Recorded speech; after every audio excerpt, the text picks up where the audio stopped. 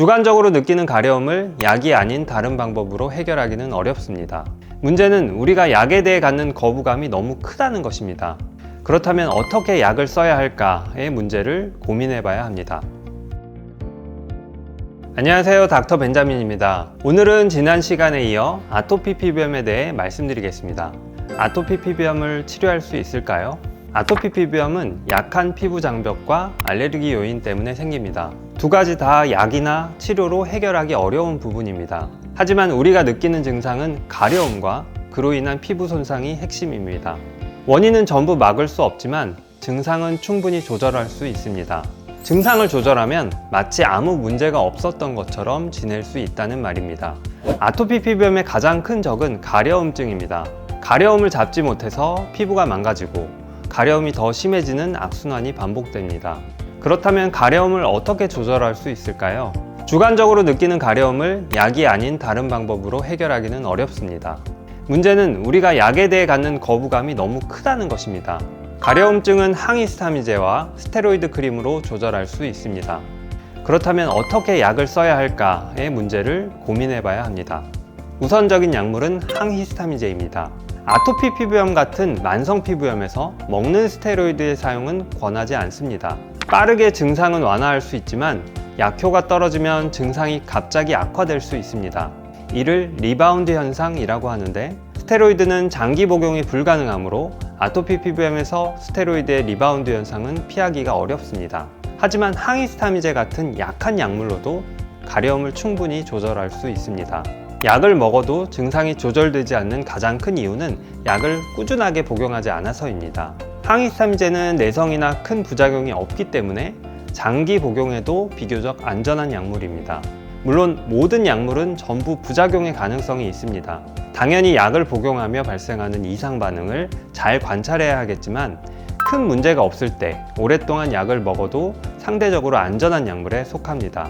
아이들의 경우도 장기 복용할 수 있습니다. 약을 오래 복용하는 것에 대한 거부감 때문에 증상이 조금 좋아져 버리면 바로 약을 중단해 버려요. 아이들의 경우 부모님이 임의로 약을 중단시키는 경우가 많습니다. 항히스타민제의 작용 방법은 가려움을 유발하는 히스타민이라는 물질을 억제하는 것입니다. 그런데 억제하는 방법이 약물이 미리 가서 히스타민이 붙을 자리에 대신 붙어 있어야 하기 때문에 약을 미리 복용해야 효과가 있습니다. 증상이 나타났을 때 약을 복용하면 효과가 떨어진다는 것이죠. 즉, 내일의 증상을 오늘 약을 먹어서 예방하는 방식이라고 생각하시면 쉬울 것 같습니다.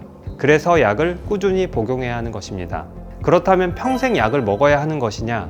그것은 아니죠. 각 사람마다 또 증상에 따라 복용해야 하는 약물의 용량이 다 다릅니다. 나한테 적절한 용량을 찾아서 복용하는 것이 중요합니다. 약의 용량이 과하면 졸립니다. 남는 약이 신경계로 넘어가면 졸음을 유발할 수 있습니다. 그러면 약을 줄여야겠죠. 약이 부족하면 가려움이 지속됩니다. 그러면 약을 늘리면 됩니다. 이런 조절 단계가 반드시 필요합니다. 필요한 용량을 찾아서 적어도 몇 개월간은 꾸준하게 복용합니다. 긁는 것이 줄어들면 망가진 피부가 다시 회복할 시간을 가질 수 있습니다.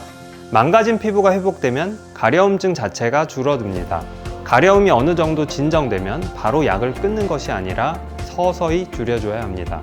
이것을 테이퍼링이라고 부릅니다.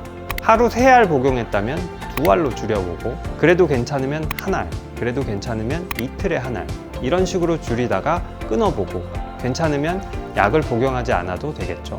안전한 약을 필요에 맞게 잘 활용하면 가려움증을 조절할 수 있습니다. 바르는 스테로이드의 경우 부작용을 더욱 신경 써야 합니다. 지속적으로 바르면 피부가 약해지고 여러 가지 부작용이 발생합니다. 부작용을 예방하는 방법은 연속적으로 오랫동안 약을 바르지 않는 것입니다.